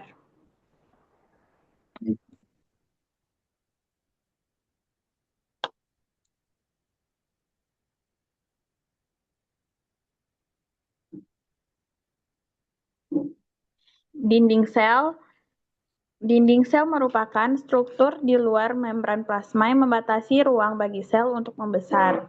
Ini hanya dimiliki oleh tumbuhan. Dinding sel kaku namun fleksibel, buktinya ketika tumbuhan layu, batang dan daun terlihat terkulai. Ini disebabkan karena dinding sel kekurangan air sehingga tekanan turgor menurun. Karena sebenarnya yang membuat ia kaku adalah tekanan turgor hidrolik. Struktur dinding sel primer adalah dinding sel yang terdapat pada sel tumbuhan yang masih sedang berkembang. Yang pertama, dinding sel sekunder merupakan dinding yang terdapat pada sel yang telah dewasa. Selanjutnya, lamela tengah atau lapisan antar sel. Semua tumbuhan yang baru tumbuh pada awalnya hanya memiliki dinding sel primer. Seiring dengan perkembangannya, ketika sel-sel tersebut bertumbuh dan berubah jadi matang, maka akan muncul dinding sel sekunder di dalam sel primer.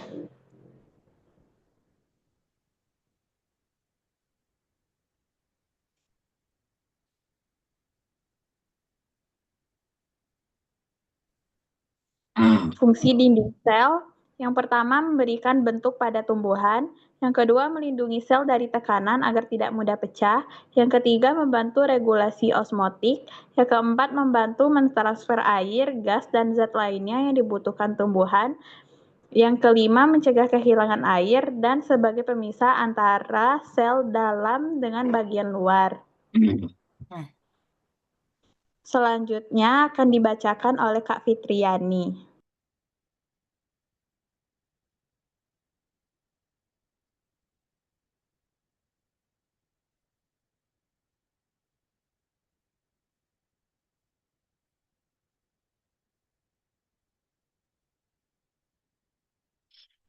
baik membran sel atau membran plasma, plasmalema, selaput tipis, Fa berfungsi mengatur keluar masuknya materi dari dalam dan luar sel. Bersifat selektif, permeabel, membran sel secara aktif menentukan zat-zat mana yang dapat dilaluinya dan sekaligus menahan zat mana yang tidak dapat dilaluinya dengan berusaha mempertahankan bentuk dan reaksi-reaksi kimia dalam sel agar dapat berjalan terus. Fungsi membran sel yaitu sebagai pembatas antara isi sel dengan bagian luar sel, sebagai pelindung sel, sebagai tempat pertukaran zat, sebagai reseptor atau penerima rangsangan dari atau penerima rangsangan dari membran sel dapat berfungsi sebagai pelindung dengan membentuk lapisan ganda fosfolipid kepala kepala hidrofilik menghadap ke arah air pada sisi, sedangkan ekor hidrofobik terlindung dari sentuhan air.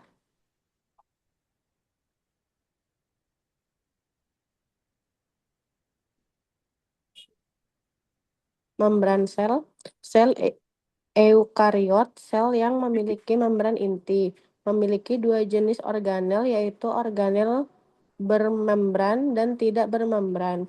Contohnya, semua organisme selain bakteri dan archaebakteri. Sel prokariot, sel yang memiliki membran inti prokariot OD dasarnya tidak memiliki membran internal dalam sitoplasmanya. Hal inilah yang terjadi alasan kuat kenapa sel prokariot tidak memiliki organel seperti mitokondria dan organ membran lainnya, hanya memiliki ribosom, contohnya bakteri dan archaebakteri.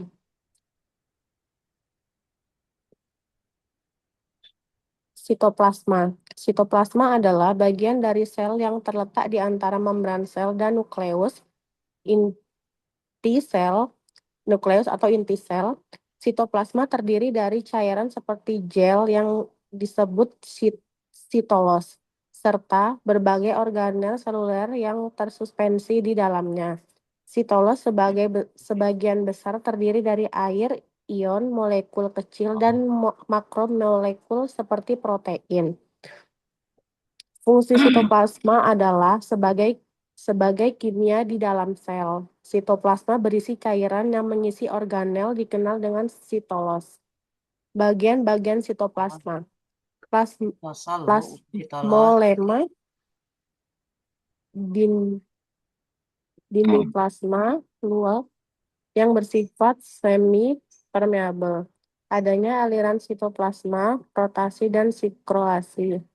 Vakuola bersifat semi-permeabel. Pileoplasma, bagian yang tampak keruh karena adanya butiran-butiran mikrosoma. Pada bagian ini dapat dilihat tonoplasma, membran dalam yang berbatasan dengan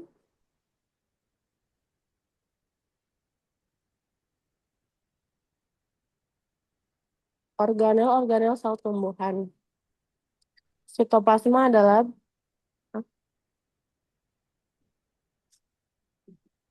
organel-organel sel tumbuhan, retikulum endoplasma, RE, berbentuk saluran-saluran yang berfungsi membantu gerakan substansi-substansi dari satu bagian ke bagian sel lainnya. RE kasar memiliki ribosom pada permukaannya sehingga berfungsi sebagai tempat sintesis protein. RE halus berfungsi sebagai tempat sintesis lipid atau lemak. Keduanya juga berperan dalam transportasi zat.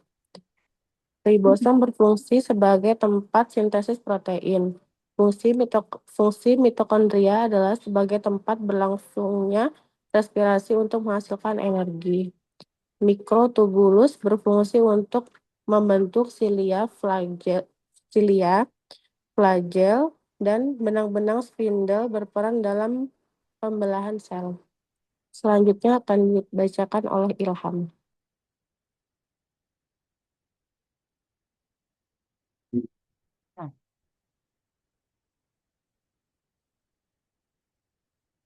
Plastisida.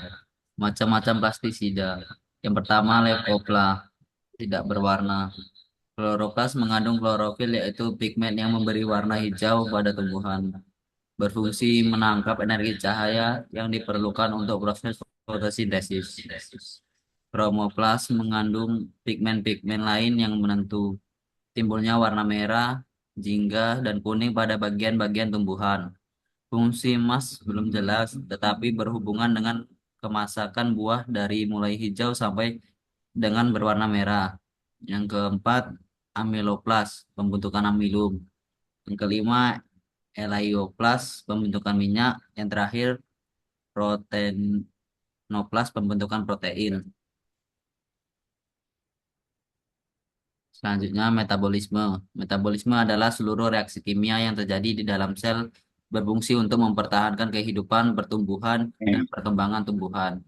Terjadi di dalam sel tumbuhan, terutama pada organel tertentu, yaitu fungsinya menghasilkan energi, mensintesis senyawa penting, menyimpan cadangan makanan, mengatur pertumbuhan dan adaptasi terhadap lingkungan. Metabolisme sel tumbuhan berlangsung melalui dua jalur utama yang saling berkaitan, anabolisme atau fotosintesis untuk menyusun senyawa kompleks atau glukosa menggunakan energi cahaya dan katabolisme atau respirasi seluler untuk mencegah senyawa tersebut menjadi energi ATP. Proses ini didukung oleh enzim dan terjadi di organel seperti kloroplas dan mitokondria. Kesimpulannya, sel tumbuhan adalah unit fungsional dan struktural terkecil dari makhluk hidup tumbuhan. Sel ini termasuk dalam tipe sel eukariotik atau memiliki inti sel yang diselubungi membran dan bersifat autotrof atau dapat menghasilkan makanan sendiri melalui fotosintesis. Tumbuhan memiliki sel kaku dan terorganisir, berbeda dengan sel hewan yang lebih fleksibel. Baik, kami kembalikan lagi ke moderator. Baik, terima kasih pada teman-teman yang sudah materi. Selanjutnya kita akan masuk ke sesi tanya jawab. Bagi kelompok yang ingin bertanya, kami persilakan.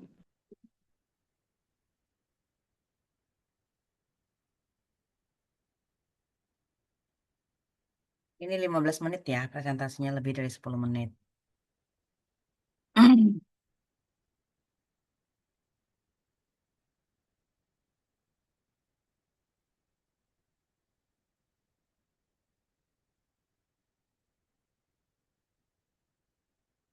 Silakan.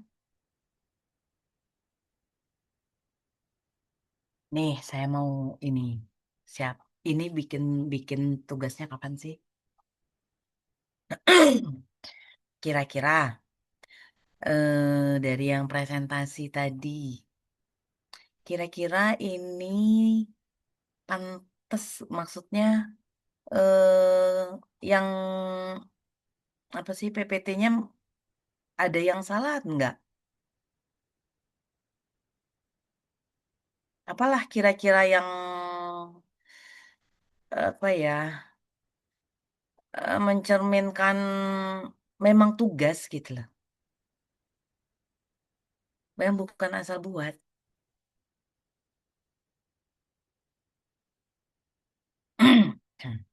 Apa? Kira-kira tadi dari yang presentasi tadi apa sih sebenarnya kejanggalan dari slide yang ada di PPT ini? Apa kejanggalan? Bidang katanya masih ada yang singkat, terus juga PPT kurang rapi. Kenapa? Ada yang singkat maksudnya? Katanya masih ada yang singkat atau kurang jelas, PPT-nya belum rapi. Coba tunjukkan. Yang mana yang dimaksud?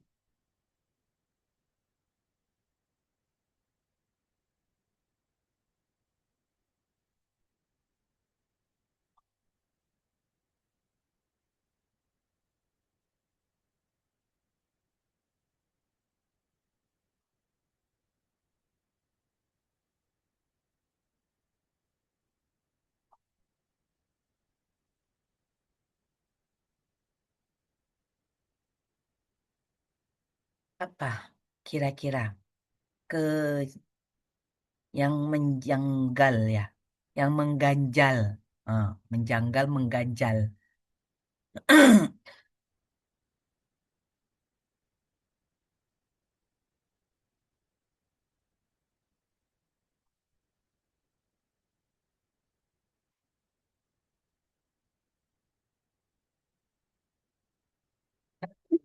Hmm.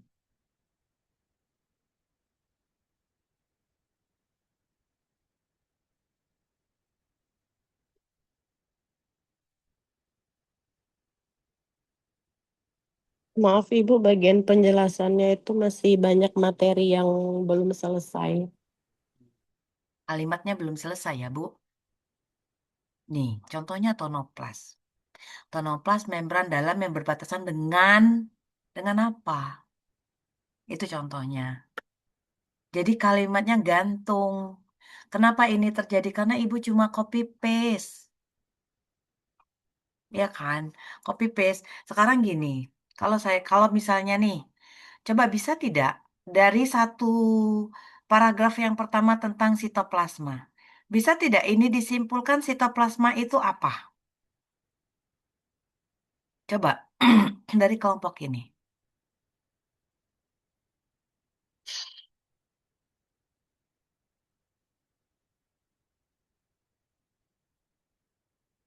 Kalau ini disingkat, kira-kira menghasilkan informasi apa?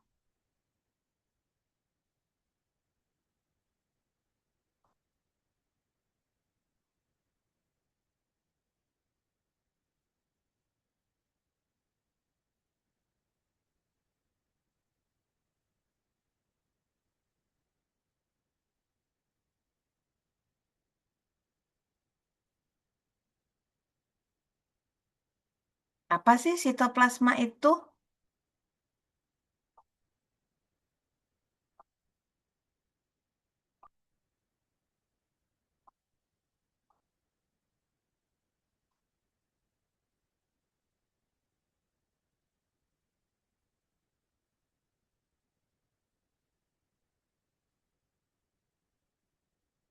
Antara paragraf yang ini, satu paragraf yang dari mulai bacaan sitoplasma sampai protein titik, kemudian dengan yang bagian bawahnya, kira-kira informasinya sama atau berbeda? Boleh kelompok lain kalau mau ini menanggapi.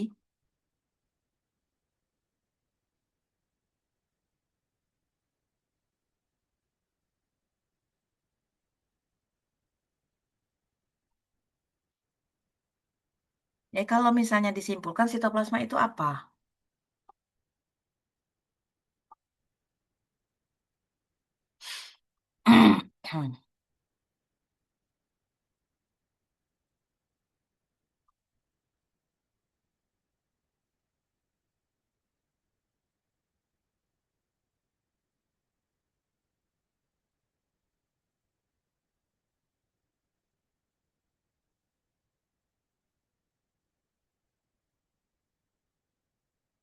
Apa sitoplasma? Hmm,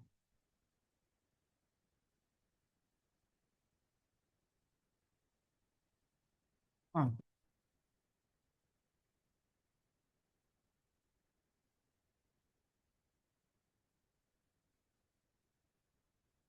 Ayo, kelompok lain? Masa nggak ada yang tahu?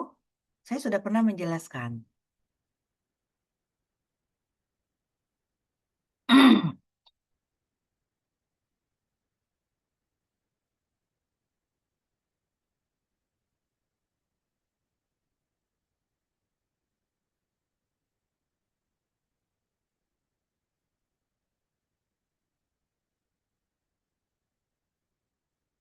Jadi sitoplasma itu kan seluruh isi di dalam sel itu, selain dari inti sel itu adalah sitoplasma.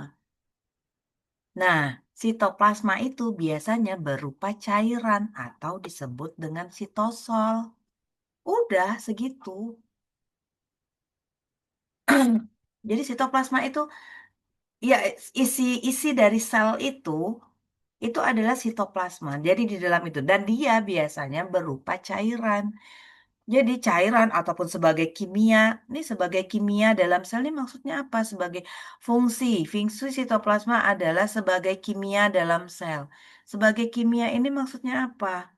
Apakah punya peran sebagai kimia ini? Kalau misalnya fungsi fungsi itu tuh punya peran kan gitu. Tapi kalau di sini nggak terlihat perannya gitu.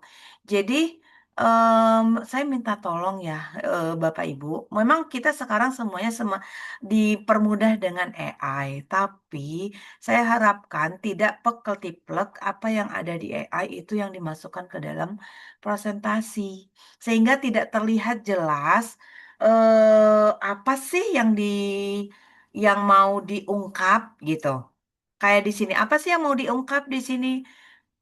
Mau mengungkap tentang sitoplasma, udah. Sitoplasma adalah plek, titik. Sitoplasma adalah titik dua, dah satu kalimat. Nggak perlu yang banyak-banyak begini. Sehingga kalau misalnya banyak begini, saya tanyakan ke Bapak Ibu, nggak tahu itu sitoplasma apa.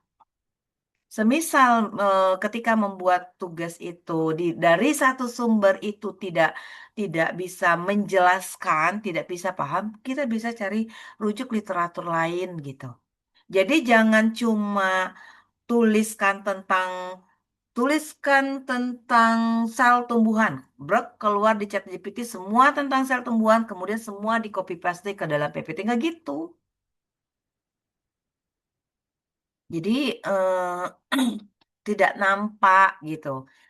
Nah, seperti ini sitoplasma sebenarnya apakah di sel di kapang, di bakteri kemarin saya sudah jelasin ya tentang di bakteri itu mengandung ada apa aja, ada sitoplasma. Apakah sesuatu yang khusus untuk tumbuhan sitoplasma itu? Enggak kan? Artinya sel tumbuhan ada sitoplasma. Oke, di bakteri juga ada sitoplasma.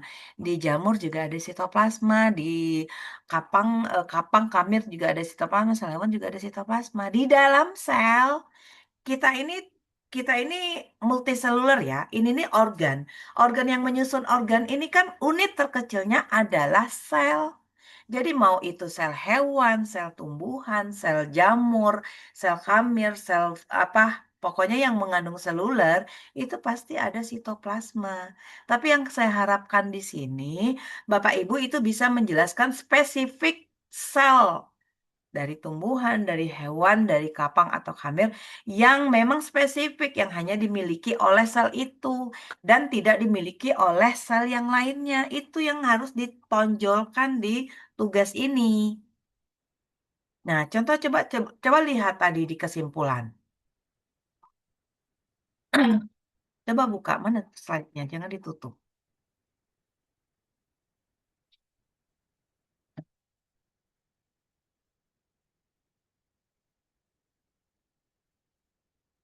Kesimpulannya.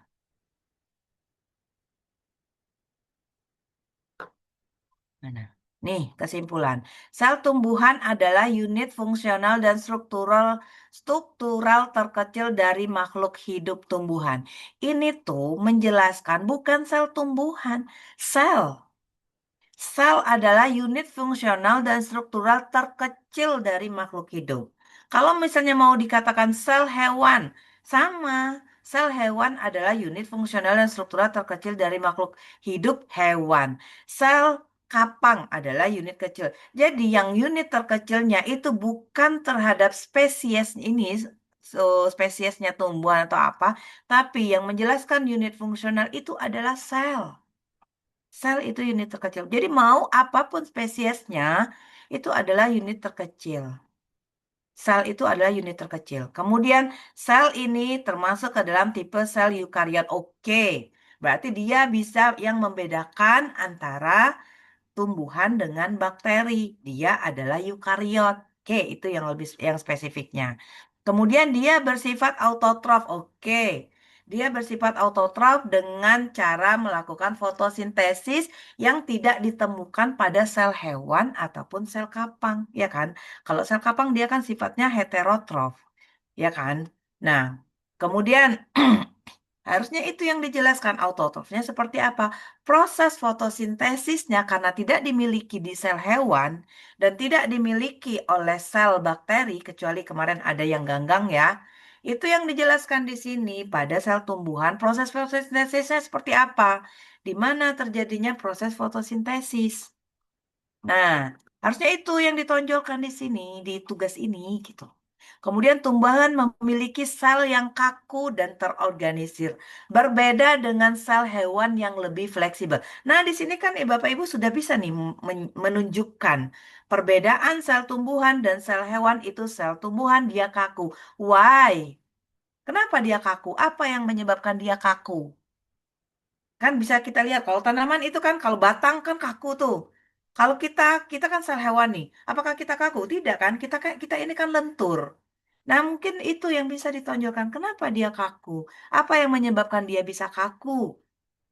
Itu yang ditonjolkan, yang saya harapkan. Jadi, saya membagikan tugas-tugas ini. Kemarin saya sudah jelaskan secara garis besar sel apa uniselular itu memiliki ini. Sel multiselular dia memiliki ini. Artinya badan Golgi, retikulum endoplasma, vakuola, kemudian lisosom segala macam itu ada di organisme multiselular. Ya, organisme multiselular atau eukariot itu apa saja? Hewan, tumbuhan, sama jamur. Tapi apa yang berbedanya? Itu yang harus dimasukkan di sini gitu. Dan justru ini yang jadi ini apa yang mau saya nilai kalau kayak gini gitu lah. Apalagi ini seperti ini nulisnya itu. Terus tadi ada apa? Jadi untuk slide itu alangkah lebih baiknya tidaklah dengan kalimat yang panjang sehingga eh, apa yang menjadi fokus menjadi kabur gitu, tidak jelas. Kemudian tulisan mestinya tuh seragam lah gitu. Tadi ada yang tulisannya besar, ada yang tulisannya kecil. Kemudian kalimat apalagi itu kalimat ini fatal loh. Kalimat yang gantung. Jadi terlihat kalau kalimat gantung itu artinya tidak, kalau maaf ya, kalau saya jadi bilang itu tidak menghargai ini, mata kuliah ini, tugas ini, membuat tugas dengan asal-asalan gitu. Jadi harapan saya, tolonglah ke depannya kalau misalnya ada tugas presentasi, diiniin dulu, dibaca dulu, dicari kira-kira ini maksudnya apa, baru itu yang dituangkan ke dalam PowerPoint. Gue tinggal iniin eh sedikit saja. Masalah nanti kalian gak tahu ini apa sih maksudnya, bisa mau bikin kopean di ini kalian gitu di catatan ini. Ini menjelaskan ini, tapi tidak di dalam slide ini gitu. Makanya saya minta 10 menit itu mestinya 10 slide. Sudah bisa tuh. Tapi karena slide-nya banyak, tulisannya juga banyak, makanya lebih dari 10 menit. Tapi intinya jadi nggak dapet gitu. Ya. Ya, sehingga nih yang mendengarkan juga, ini maksudnya apa sih? Gitu. Kita yang mendengarkan juga, loh kok gantung, ini maksudnya apa? Gitu. Pasti yang lain juga merasa melihat tulisan tadi kan? Ya, saya minta ini tolong diperbaiki lah. Besok ulang lagi presentasi, nyari Selasa besok. Jadi, tolong perbaiki yang jauh lebih baik lagi lah gitu. Ya. Atau kelompok berapa ini yang sel tumbuhan. Jadi untuk yang minggu depan sel tumbuhan sama sel hewan, tolonglah tonjolkan yang spesifiknya. Apa yang membedakan dia dengan organisme lainnya gitu. Apa? Kalau di sini misalnya dari segi dinding selnya, dari segi vakuolanya, dari segi proses fotosintesisnya.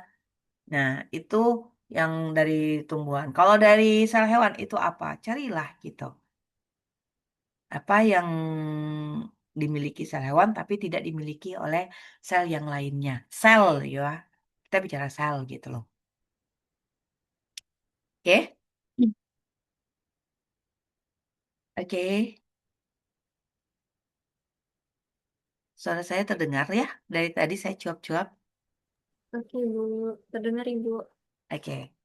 Silakanlah ditutup karena sudah jam 5 kalian ada kuliah lagi kan? Tolong Baik, diperbaiki. demikian. Terima kasih Bu atas masukannya. Demikian presentasi dari kelompok kami. Mohon maaf atas kurangnya. Saya selaku moderator pamit undur diri. Wassalamualaikum warahmatullahi wabarakatuh. Waalaikumsalam warahmatullahi wabarakatuh. Oke, terima kasih atas perhatiannya. Untuk ke depan harapan saya tugasnya menjadi lebih baik lagi ya, tidak seperti ini. Oke, saya tutup. Assalamualaikum warahmatullahi wabarakatuh. Oke, saya live ya. Waalaikumsalam warahmatullahi wabarakatuh. Terima kasih, Bu.